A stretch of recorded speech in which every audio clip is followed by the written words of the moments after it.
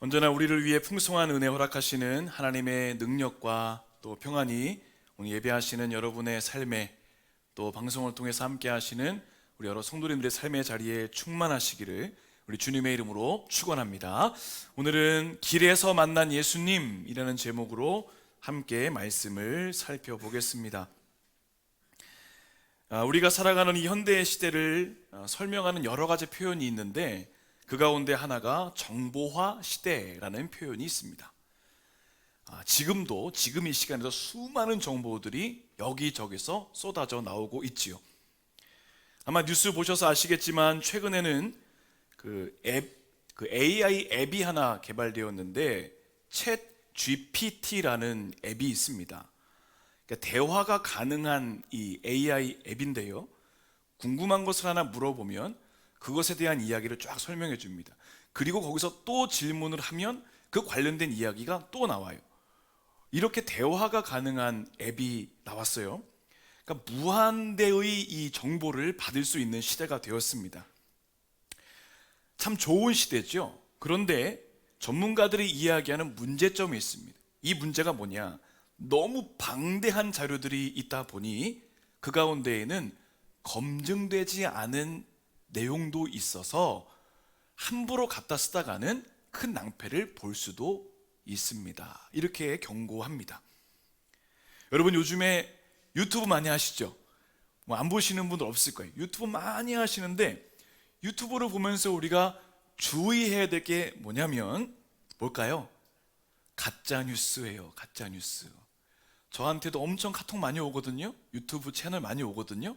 근데 다 이렇게 팩트 체크를 해보면 열의 9은 허무맹랑한 소리, 있지도 않은 이야기. 다시 답을 드립니다. 정정해서. 이건 이래서 안 되고 저건 저래서 안 되고. 사람들이 조회수 늘리려고 가짜 이야기를 많이 만들어내요. 퍼뜨립니다. 그런데 문제는 뭐냐면 이런 가짜 뉴스를 진짜라고 믿어버리는 거예요. 확증 편향이죠.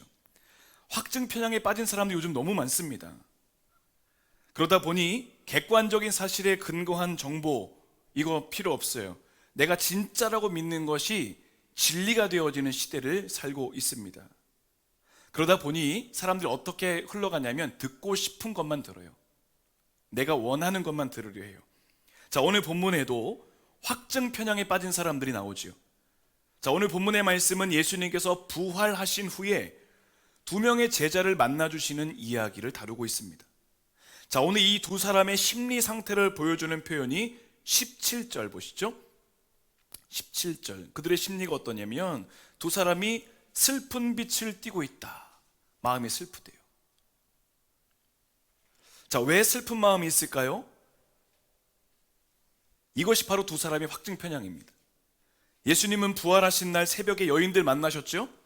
그리고 뭐라고 말씀하셨습니까? 제자들에게 가서 이 사실을 알려주어라. 오늘 제자들의 말 속에도 그들이 그 사실을 알고 있다는 것을 알아요. 정보를 들었거든요. 근데 안 믿잖아요.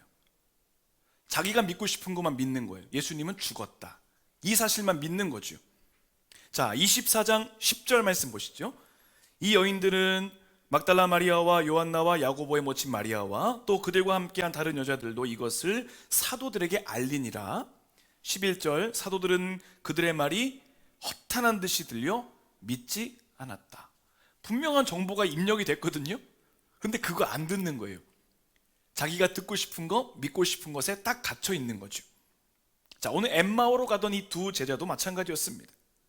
자, 그런데 이 제자들은 예수님의 부활 소식보다는 예수님이 십자가에서 죽으셨다는 이 사실만 듣고 있으니, 여기 갇혀 있으니 예수님 부활 소식으로 자유함을 얻지 못한 것입니다. 자, 이렇게 제자들에게 예수님이 찾아오셨어요. 그리고 오늘 말씀을 통해서 그들의 모든 가치관, 잘못된 것을 바로 잡아주시죠. 여러분, 우리가 신앙생활 하다 보면 이렇게 바로 잡아야 될 때가 있어요. 내 생각과 가치관, 방향이 좀 잘못될 때가 있거든요. 이걸 예배를 통해서 바로 잡는 것이고 말씀을 통해서 새롭게 잡는 것입니다. 자, 오늘 말씀을 함께 살펴보면서 혹시라도 우리 신앙생활에서 바르게 잡아야 될 것은 무엇인가, 우리에게 주시는 영적인 교훈과 은혜를 몇 가지로 나누겠습니다. 첫 번째로는 사명의 길은 전진하는 것입니다. 사명의 길은 전진하는 거다. 자, 오늘 본문은 한편의 드라마 같은 내용을 보여주고 있어요.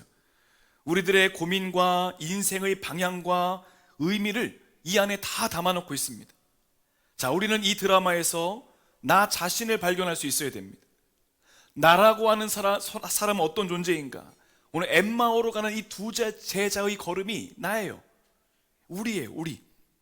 살아갈 소망이 있을 때에는 의지와 열정이 불타오릅니다. 그러다가 소망이 꺾이면 어떻게 되는가? 절망해버리죠. 그럼 어떻게 되나요? 본래의 나의 모습으로 돌아가 버리는 거예요. 뜨거웠던 가슴이 차가워집니다. 그러다 보니 죄의 본성으로 향해 나갑니다. 자, 본래의 연약한 자리, 그냥 이 한 목숨 연명하는 것으로 위안받는 그런 자리, 소극적인 자리, 그런 자리로 돌아가게 하는 내가 바로 오늘 엠마오로 가려는 두 제자의 모습이죠. 뜨겁게 일을 하다가 금방 식어버리는 일들이 우리 주변에 얼마나 많은지 모릅니다. 사람들에게 상처를 받거나 누구도 알아주지 않을 때 내 마음의 열정이 식어져요. 처음에는 좋아 보여서 열심히 했는데 차츰 부정적인 것들이 보이고 부정적인 생각들이 들 때 그렇게 변할 수 있습니다. 아니면 가족의 반대로 인해서 사람들의 시선에 의해서 내가 예전의 모습으로 돌아가려 할 때가 있다는 거죠. 오늘 엠마오에 가던 두 제자가 그랬습니다. 자, 13절 보겠습니다. 그날에 그들 중 둘이 예루살렘에서 25里 되는 엠마오라 하는 마을로 갑니다. 돌아가는 거예요. 과거의 모습으로. 예루살렘이라고 하는 도시에서 엠마오라고 하는 촌으로 내려갑니다. 할 일이 많은 일터에서 한가한 전원으로 갑니다. 왜 돌아가는가? 절망했기 때문이죠. 자신들도 예수님처럼 잡혀 죽을까봐 두려웠으니 도망치는 거예요. 여러분 보세요. 우리 인생의 패턴이 바로 이런 겁니다. 앞으로 나아가는 것과 또 돌아가는 것, 이것의 계속적인 반복이에요. 좋은 일이 있으면 또 마음이 뜨거우면 걸음이 어떻게 됩니까? 전진해요. 앞으로 쭉쭉 나가요. 힘차게 나갑니다. 그러다가 힘든 일이 생깁니다. 또는 마음이 식어지게 됩니다. 그럼 또 어떻게 돼요? 뒤로 또 물러나요. 내 의지와 상관없어요. 이게 우리의 모습인 거예요. 뜨거우면 앞으로 막 나가는데 그것이 없으면 또 뒤로 또 후퇴하려는 게 우리의 모습이에요. 이 반복입니다. 신앙이 뜨거울 땐 열심히 합니다. 그러다 식으면 본래대로 갑니다. 그러다 또 먼 계기가 생기면서 다시 나아갔다가 또 뒤로 갑니다. 이 반복이에요. 나아간 만큼 또 돌아갑니다. 이것을 끊임없이 반복하는 인생은 뭘까요? 결국 제자리인 거예요. 제자리. 흔들의자랑 똑같은 거예요. 신앙의 진보도 사명의 성취도 열매도 없다는 거죠. 오늘 이 엠마오 제자들이 주님을 따를 때에는 그들의 인생에 큰 진보가 있었습니다. 앞으로 전진합니다. 예수님 막 따라갑니다. 그러나 다시 돌아간다는 것은 지금 후퇴를 의미하는 거예요. 결국엔 제자리 걸음이. 그런데 예수님이 십자가 보셔요. 어떻습니까? 십자가를 지시고 끝까지 올라가십니다. 넘어질지언정, 쓰러질지언정, 잠시 멈추긴 했지만 끝까지 그 자리에 올라가시죠. 십자가의 무게를 이기지 못하고 넘어지시고 채찍에 맞아 넘어지시고 그 찢어진 살이 부대끼는 그 나무가시에 찔려 다 넘어지시는 그 상황 속에서도 끝까지 에너지가 고갈되는 그 순간에도 끝까지 가십니다. 골고다 표대를 향해서 계속해서 나아가시는 예수님. 우리가 가끔 신앙생활 하다 보면 이런저런 이유로 이제 신앙의 걸음이 멈출 때가 있습니다. 근데 신앙이라는 것은 무엇인가? 내가 잘 견디기 힘들고 어려운 상황이 있어도 그냥 가는 거예요. 그냥. 어떨 때에는 이런 분도 계세요. 나는 이해가 돼야, 납득이 돼야, 물론 그렇게 해서 갈 수도 있겠죠. 그런데 때로는 그냥 가도, 때로는 믿음으로 가도, 때로는 잘 몰라도 맡기고 가도 가다 보면 그것이 이해가 되고 믿음이 되고 나의 영적 성장을 이룰 수 있는 계기들이 된다는 거죠. 여러분, 신앙이라고 하는 탑이 한순간에 무너질 수 있어요. 여러분, 인생에 고난이 왜 없겠습니까? 실망하고 절망되는 상황을 왜 만나지 않을까요? 다 있죠. 인생에서 풀 수 없는 문제를 왜 안 만나겠습니까? 다 만납니다. 그럼 그 시간에 필요한 게 뭐냐? 그래도 믿음으로 가보겠다. 주님, 제가 가보겠습니다. 계속 가보겠습니다. 이 걸음인 것이죠. 주님이 보여주신 것이 뭔가요? 사명의 길. 그 사명의 길은 돌아가는 것이 아니라 앞으로 계속 나아가는 겁니다. 계속. 어떤 시련이 있어도 고난이 있어도 예수 따라가는 거예요. 앞만 보고 가는 거예요.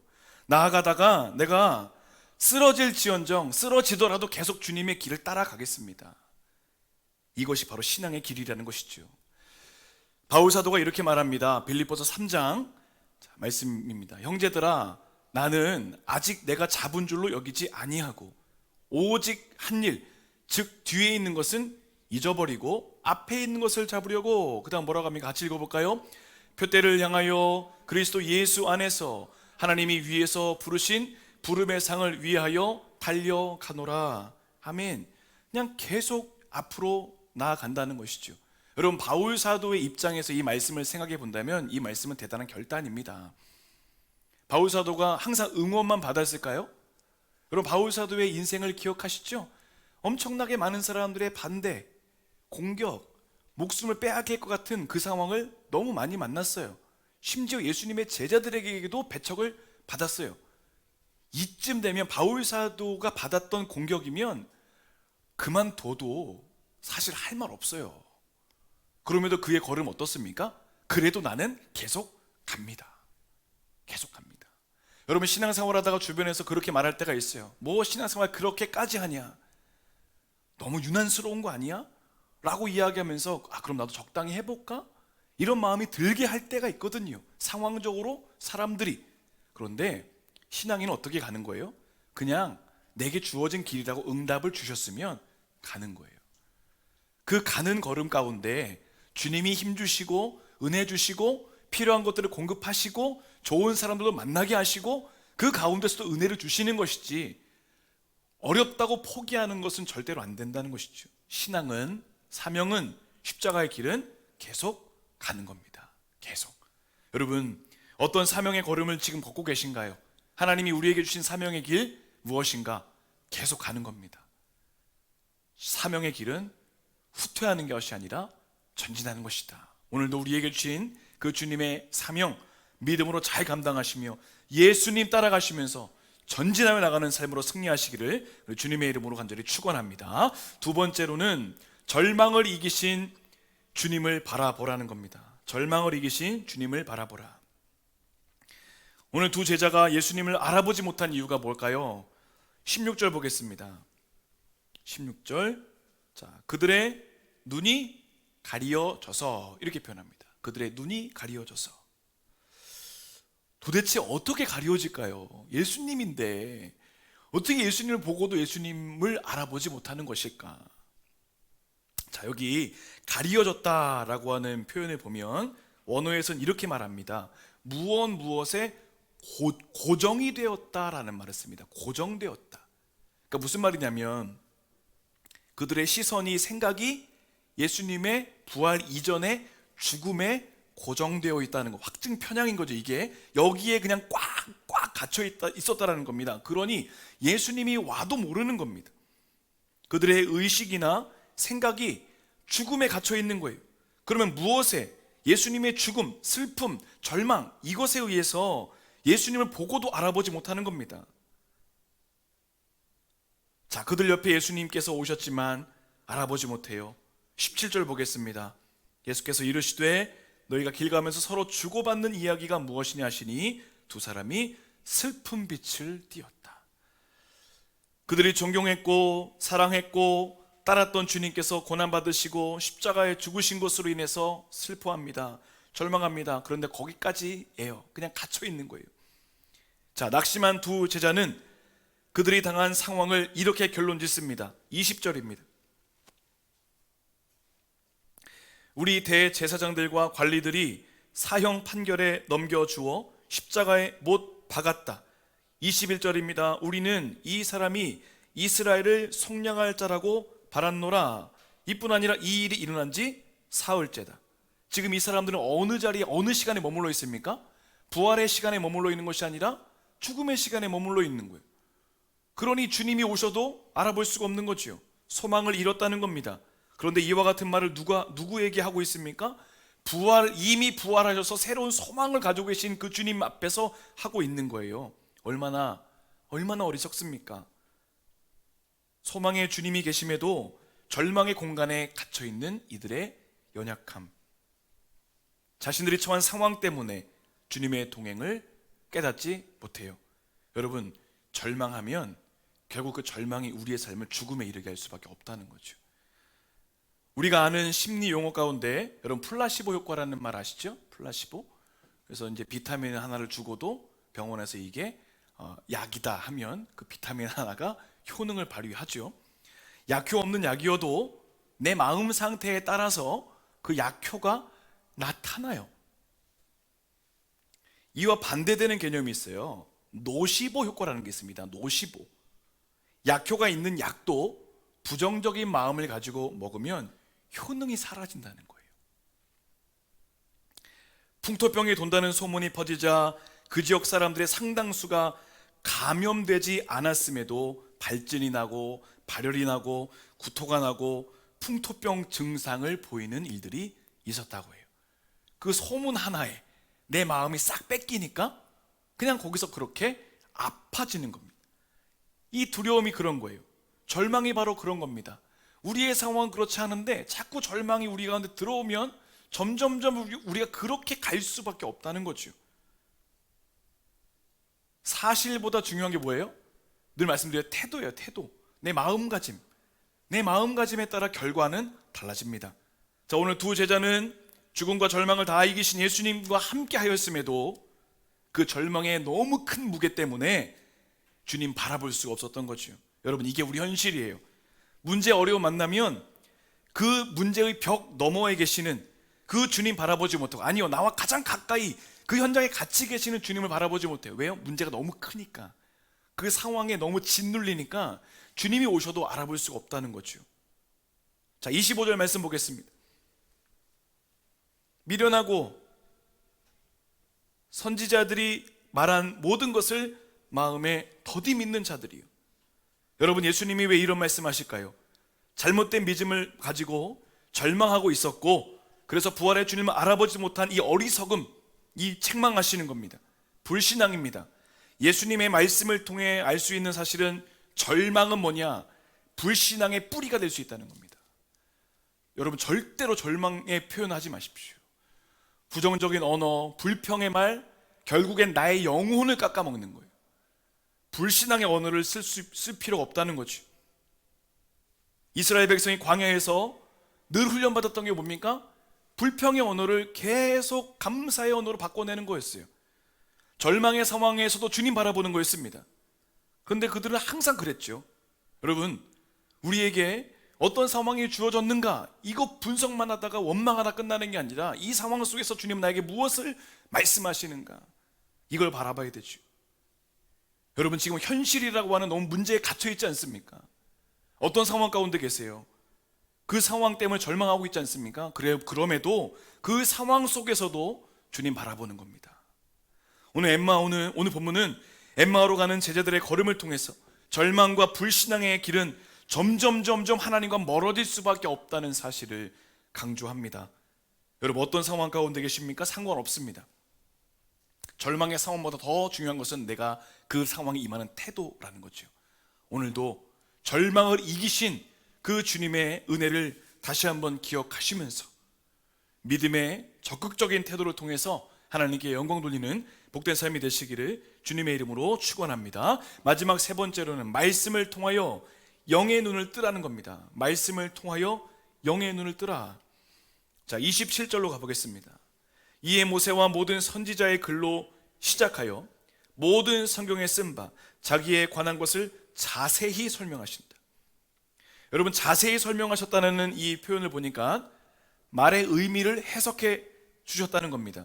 그들이 들을 수 있는 언어로 주님이 표현해 주셨다는 거죠. 자, 그 내용이 뭔가요? 핵심은 십자가와 부활, 이겁니다. 예수님께서 십자가에 달리신 것은 이 십자가와 같이 사람들에게 의해 죽은 것이 아니라 예언이다, 하나님의 일이다, 이걸 다시 한번 바로 잡아주시는 거예요. 지금 잘못된 가짜 뉴스 듣고 있는 이 두 제자들에게 예수님이 직접 말씀하시는 거예요. 아니다. 여러분, 우리 신앙도 마찬가지예요. 세상의 다른 것 때문에 자꾸 우리가 신앙에 엇나가는 게 아니라 말씀 안에서 온전하게 이 삶의 방향을 이끌어 가야 되는 거죠. 자, 주님 말씀을 들은 후에 제자들은 십자가를 제대로 이해합니다. 28절, 29절입니다. 그들이 가는 마을에 가까이 가매 예수는 더 가려 하는 것 같이 하시니 그들이 강권하십니다. 우리와 함께 해주십시오. 때가 저물어 가고 날이 이미 기울어졌습니다 하니 예수님이 그들과 함께 하십니다. 자, 감사하게도 예수님이 그들의 요청에 함께 머물러 주세요. 예수님께서는 그들이 초대하셨을 때 함께 해주셨습니다. 자, 30절 보겠습니다. 그들과 함께 음식 잡수실 때에 떡을 가지사 축사하시고 떼어 그들에게 주시니, 자, 그들의 눈이 어떻게 됩니까? 밝아져. 여러분, 우리 인생의 눈이 밝아지는 방법이 뭡니까? 예수님 만나고 말씀 안에 있으면 밝아지는 거예요. 16절, 눈이 가려져. 여러분, 가짜 뉴스를 들으면 눈이 가려져요. 그런데 예수님의 진짜 말씀을 딱 들으고 나니 눈이 밝아져. 여러분, 오늘 이 예배가 또 우리의 신앙이 말씀을 통해 영적 눈이 밝아지는 귀한 역사가 일어나기를 주님의 이름으로 축복합니다. 마태복음, 마가복음 7장을 보면 같은 단어를 사용해요. 자, 마가복음 7장에서 말하는 말씀이, 자, 읽어드릴게요. 하늘을 우러러 탄식하시며 그에게 이르시되 에바다 하시니. 앞을 볼 수 없던 사람에게 예수님이 보게 하실 때 에바다, 눈이 밝아져, 눈을 뜨게 하시는 거예요. 예수님께서는 말씀을 통해서 제자들이 하나님의 시각으로 세상을 바라보게 하신 거예요. 오늘 우리가 기도할 게 이겁니다. 하나님, 제가 세상의 근심과 걱정과 염려 때문에 지금 제 눈이 가려졌어요. 제대로 볼 수 없어요. 그러나 주님 말씀으로, 주님 만남으로 제 눈이 밝아지게 하시고 바로 보게 하시고 분별하게 하시고 온전히 볼 수 있도록 인도해 주십시오. 여러분, 이것이 바로 말씀이 주는 능력이 되는 줄로 믿습니다. 말씀 붙잡고 살아갈 때 그것인 거예요. 자, 시편에서는 이렇게 말합니다. 여호와의 율법은 완전하여 영혼을 소성시키시며 여호와의 증거는 확실하여 우둔한 자를 지혜롭게 하고. 8절, 여호와의 교훈은 정직하여 마음을 기쁘게 하고 여호와의 계명은 순결하여 눈을 밝게 하십니다. 하나님의 말씀. 우리가 성경을 보는 이유가 뭘까요? 하나님의 시각으로 세상을 바라보기 때문이죠. 문제, 어려움, 이것을 극복해낼 수 있는 힘이 뭐냐? 하나님 말씀의 능력을 가지고 돌파해 나갈 수 있는 거죠. 소망이 없는 상황에서 소망을 보게 하고 어두움에서 빛을 보게 하는 힘이 무엇이냐? 하나님의 말씀이라는 겁니다. 자, 32절 말씀의 능력입니다. 32절 말씀 같이 읽어보겠습니다. 그들이 서로 말하되 길에서 우리에게 말씀하시고 우리에게 성경을 풀어주실 때에 우리 속에서 마음이 뜨겁지 아니하더냐 하고. 아멘. 여러분, 마음이 뜨겁대요. 이 말은 잠시 뜨거웠다가 식어지는 그것이 아니라 뜨거운 상태가 계속 유지되는 겁니다. 우리 마음을 무엇이 뜨겁게 하나요? 하나님의 말씀. 자, 여러분, 성경 보시면 뜨겁다라는 표현을 좀 보세요. 뜨겁다. 자, 그러면 거기에 숫자가 하나 나와 있나요? 뜨겁다. 자, 그 숫자를 한번 좀 보시죠. 1이나 2가 되어 있을 겁니다. 자, 그 번호에 뭐라고 설명되어 있습니까? 불타다. 그냥 뜨거워진 게 아니에요. 말씀 받으니까 마음이 불타는 거예요. 불같이 타오르는 거예요. 그렇기 때문에 우리가 하나님 말씀 봐야 되는 겁니다. 오늘 본문에 등장한 이들의 마음을 한번 요약해 볼까요? 깨어진 마음. 처음엔 깨어진 마음. 그런데 주님 만나면서 회복된 마음. 근데 말씀을 듣고 나니까 그 마음이 어떤 마음이 돼요? 뜨거운 마음이 돼요. 뜨거운 마음. 여러분, 신앙생활하면서 기쁨이 없어요. 설렘이 없어요. 기대가 없어요. 그 해결책은 뭐냐? 소망의 주님 만나고 사명이 회복되면 됩니다. 여러분, 오늘 본문의 제자들의 마음 중 우리는 어떤 마음에 지금 놓여 있습니까? 깨어진 마음인가요? 회복된 마음인가요? 뜨거운 마음입니까? 아직도 주님 곁에 계시지만 바른 생각에 마음이 갇혀 있지 않나요? 회복의 주님 만날 때의 성령 충만함의 은혜를, 다시 한번 뜨거운 은혜를 우리가 경험해야 될 줄로 믿습니다. 오늘 제자들이 예수님 어디서 만났나요? 그냥 길가에서 만났어요. 저 이 말씀은 참 은혜 받았어요. 아, 예수님은 어디서나 만날 수 있다. 어디서나. 예수님을 경험하는 것은 특정한 장소, 특정한 시간, 특정한 집회, 수련회, 이게 아니라는 거예요. 주님 만날 수 있는 건 언제든지 만날 수 있어요. 언제든. 여러분, 이것을 좀 같이 기도했으면 좋겠습니다. 주님, 언제든 주님 만나게 해주세요. 언제든. 기대하셨으면 좋겠어요. 이번 한 주 언제 주님이 우리를 만나주실지 모르거든요. 언제든 주님 만나면 영의 눈이 띄어져요. 위로받아요. 힘을 얻어요. 기대하며 살아가 보는 겁니다. 기대하며. 저 예배하면서 여러분 다 똑같은 마음이시지만 예배 처음부터 끝까지 동일한 무게감으로 가야 돼요. 왜냐하면 어떤 분들은요, 축도 끝나고 마지막 반주에 은혜 받는 분도 있고요, 어떤 분은 예배가 시작할 때 은혜 받는 분도 있고요. 은혜를 받는다는 것은 물론 우리 입장이지만 은혜를 경험하는 것이 어느 순간에 하나님이 언제 역사하실지 모르는 거예요. 이게 무슨 말이냐, 언제든 주님 만날 수 있다라고 하는 기대감이 우리 가운데 끝까지 가야 된다는 거죠. 가끔씩 예배하다 보면 예배가 힘들고 또 예배가 잘 안 되고 또 그럴 때가 있어요. 그러나 끝까지 포기하지 마셔야 돼요. 끝까지 기대감을 놓지 마셔야 돼요. 언제 하나님이 우리 주님 만나줄지 몰라요. 주님이 우리 언제 터치하실지 몰라요.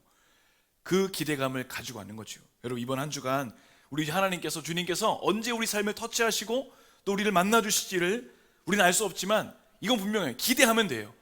기대하시며 살아가시는 그 삶의 자리에 하나님의 놀라운 능력과 은혜와 평강이 함께 할 줄을 믿습니다. 이번 한 주간 주님 만나서 가슴이 막 불타오르는, 와, 주님 이거 어떡하죠? 제 이 마음 어떡하죠? 이런 고백을 드리면서 하나님께 영광 돌릴 수 있는 거룩한 삶이 되시기를 우리 주님의 이름으로 간절히 축원합니다. 함께 기도하겠습니다.